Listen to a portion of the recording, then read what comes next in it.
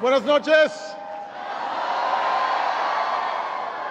Oh, it is always great to be here with one of the most festive, maybe a little wild caucuses in Congress, especially to kick off Hispanic Heritage Month. I want to thank Michelle for her introduction, for her leadership, and give it up for your outstanding chair, Congresswoman Linda Sanchez, CHCI's new president and CEO, Dominica Lynch, and all the tremendous public servants that we have here tonight, especially everybody in the Congressional Hispanic Caucus. Amen? Is that what I heard? Amen. Now, I've got to admit that I'm having trouble accepting that this is my final trip here as president. But on the bright side, Michelle is not having trouble accepting it. I love you too. But it is hard to believe that it was 8 years ago I came here as a candidate for this office. And I had no gray hair. I said that we could create opportunity not just for those at the very top, but for everybody who's willing to work hard so that they could afford health care and college and retirement and give their kids a better life. What Sarah Palin called that hopey, changey stuff. Well, tonight I'm back here as president to say thank you. Thank you for your support. Thank you for your friendship. Thank you for your tireless efforts to deliver on that promise. Because for all the places that we've fallen short, and for all the work that remains to be done, I am back here tonight more optimistic about the future of America than I have ever been. And why not? Together, we fought our way back from the worst recession in 80 years. We turned around an economic free fall. We helped lift our auto industry to set new records. Our businesses created more than 15 million new jobs. Together, we declared health care is not a privilege for a few, but a right for everybody. And we have secured health insurance for another 20 million Americans, including 4 million Hispanic Americans.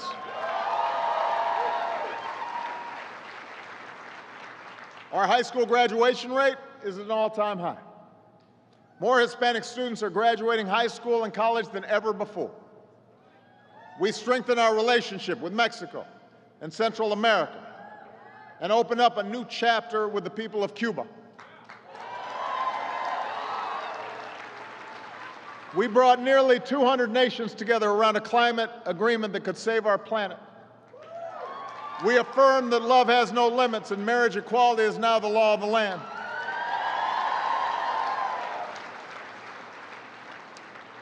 Just this week, we discovered how much our efforts are starting to pay off in ways that really matter to American families. Thanks, Obama.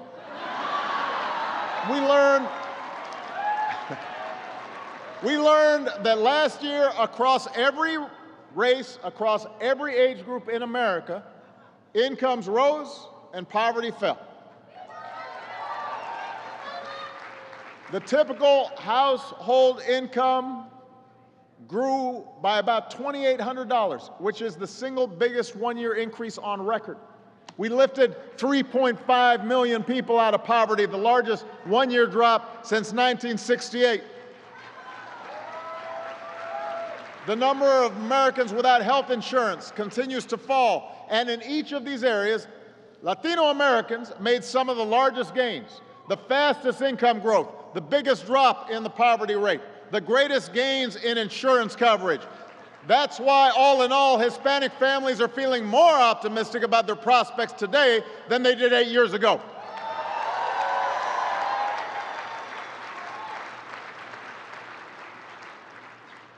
By so many measures, our country's stronger and more prosperous than it was when we started this journey together. And we couldn't have done it without the Congressional Hispanic Caucus, who has been with me every step of the way. Now, none of this was easy. There were some tough years in there. You had fiscal showdowns and government shutdowns and pandemics and oil spills and pirates. Y'all remember the pirates? I mean, the only thing we haven't had to deal with is like the asteroid, you know, or the aliens. That's true, good point. Shouldn't have mentioned the aliens.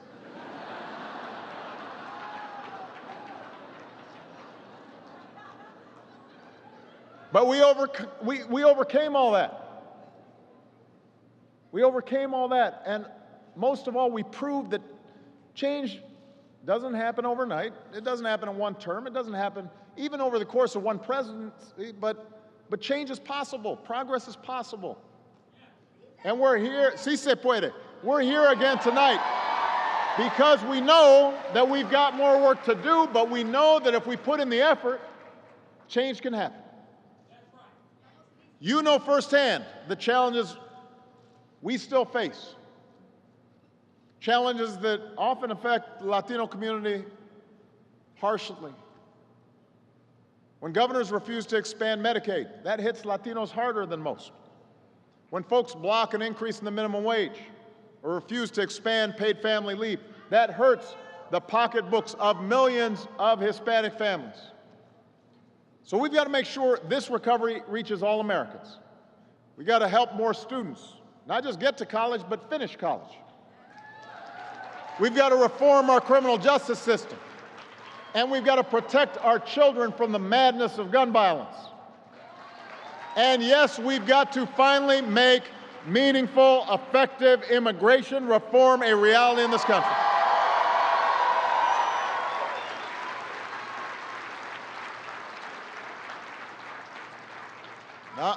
Now, I'm proud of the executive actions I've taken to modernize our system. I'm proud of the work we've done to help show more than 740,000 dreamers that the country they grew up in, the country they love, believes that they are worthy of this country's blessings, just like your kids, just like my kids.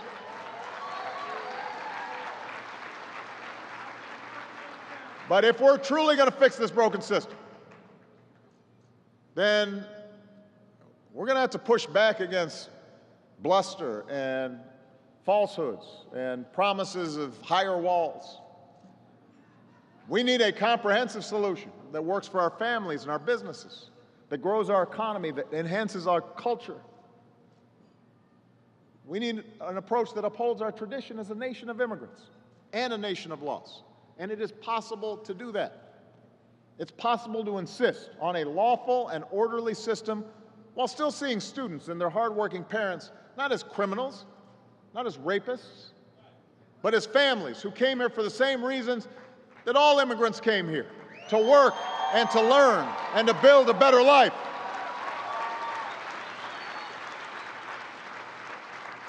And look, throughout this political season, you know, the talk around these issues has cut deeper than in years past. It's a little more personal. It's a little meaner, a little uglier. And folks are betting that if they can drive us far enough apart, and if they can put down enough of us because of where we come from or what we look like or what religion we practice, then that may pay off at the polls. But I'm telling you, that's a bet they're going to lose. We've seen this kind of ugliness and anger and vitriol before. That kind of politics sometimes may carry the day in the short term. I know that there are a lot of folks who have this notion of what the real America looks like, and somehow it only includes a few of us. But who's going to decide who the real America is? Who's to determine that in this nation of immigrants, in a nation where unless you are a Native American, you came here from someplace else, that you have a greater claim than anybody here. So we can't let that brand of politics win.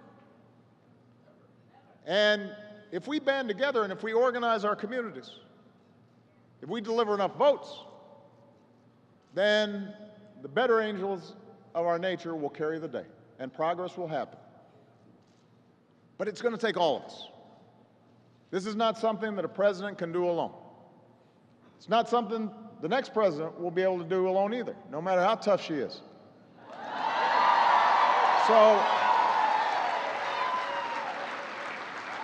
So we've got to work to get a Congress that's willing to act on immigration reform.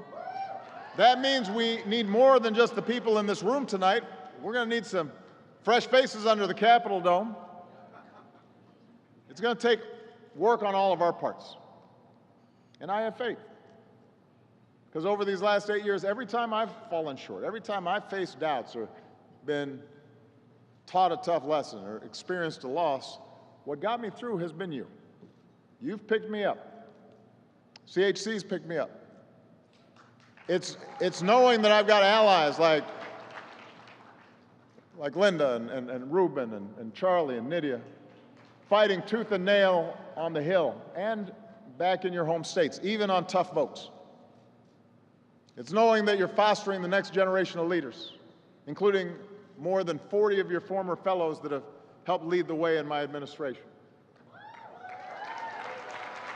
It's knowing you're giving folks like Diego Quiñones a chance. Where's Diego? Is Diego here? There he is back there. So when Diego was 7 years old, Diego moved to Arkansas from Mexico with his parents. And his dad took a job repairing and building wooden pallets, which is a lot of hard work. Calloused hands. A few years later, his dad opened up his own business. So Diego was waking up at 5 a.m. and loading and unloading pallets by hand, working every weekend through high school. And his family didn't have a lot of money, but they had belief, faith in America. Because, as he says, and I'm quoting here, if you come here and work hard, eventually you will succeed. And today, thanks to DACA, Diego's the first in his family to graduate from college.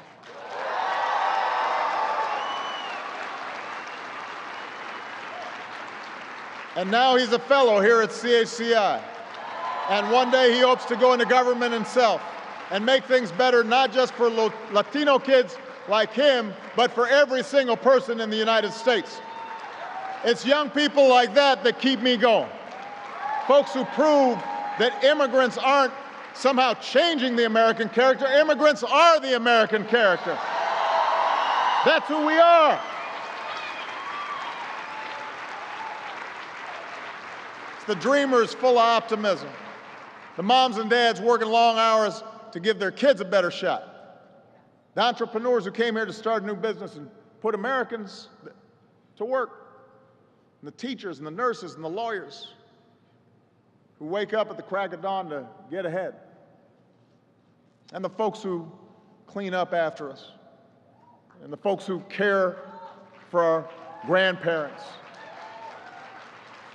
The folks who are so proud of this country that they carry a pocket constitution in their breast pocket. That's the America I know. That's the America I believe in more strongly than ever. So thank you for picking me up every step of the way. Thank you for making this country great. We've got more work to do, but we will keep on making progress and create a brighter future for everybody in this country we love. Si se puede. Thank you. Thank you, CHCI. God bless you. God bless the United States of America. Thank you.